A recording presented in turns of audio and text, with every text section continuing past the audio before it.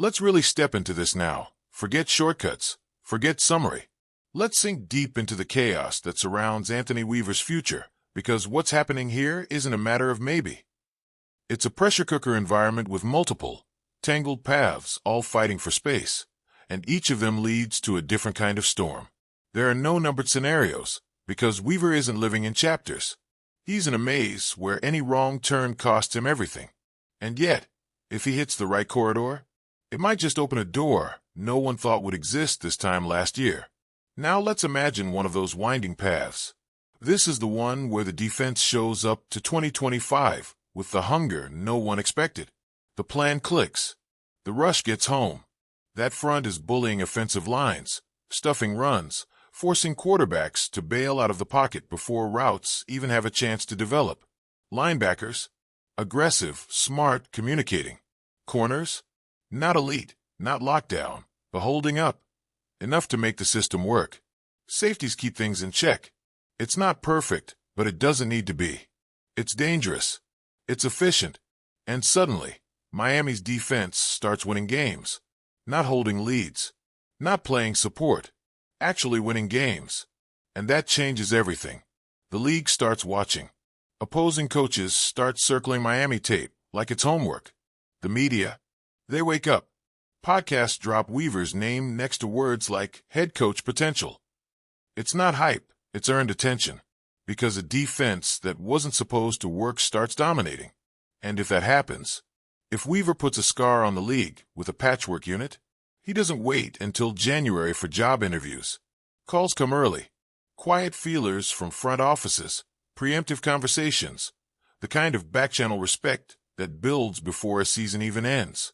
In that kind of future, Miami has a problem, of the good kind. Weaver's stock goes up. Fast. Too fast to ignore. Ross has to make a decision. Do you keep this guy around by reshaping your coaching tree? Maybe even pushing him toward a promotion? Do you risk losing the architect of your turnaround if McDaniel stumbles even a little? Because success has a price, and in this league, coordinators who cook like that don't stay still for long. Especially not when other franchises are starving for leadership, for identity, for something that looks like a system that works. But of course, we can't live only in that hopeful version. We've got to walk the path that fans fear too, the messier, darker one. What happens if this defense doesn't ignite? What if training camp gives way to a sluggish September? The pass rush isn't consistent. The linebackers look hesitant. And the corners? Still a massive problem.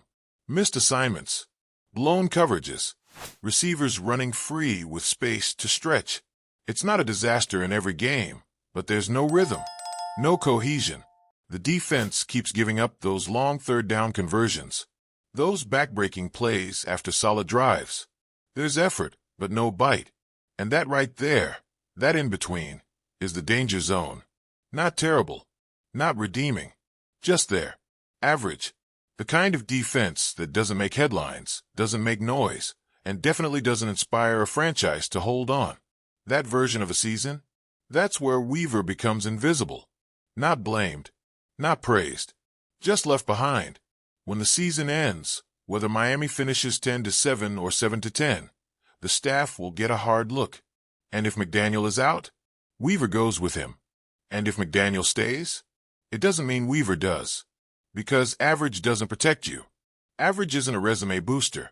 It's a trap, a holding pattern that the NFL loves to forget. And once you get labeled as didn't hurt, didn't help, good luck getting another shot without dropping a miracle. Now here's where it gets brutal. Take that same middle ground scenario, but shift the pressure.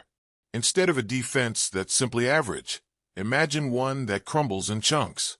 Not every game, but often enough that the team feels it. Cornerbacks never settle in. Miscommunication becomes common. Blitzes don't land. Teams start scoring in bunches. The Dolphins are forced into shootouts they can't survive because their defense becomes a liability. Fans start calling for answers. Journalists dig into scheme failures. And players, even if they don't say it out loud, begin to tune things out. That's when the coaching gets questioned at the core. And in that unraveling, Weaver's name doesn't float quietly out of Miami. It gets shoved out the door. In that future, he might not even make it to the end of the season.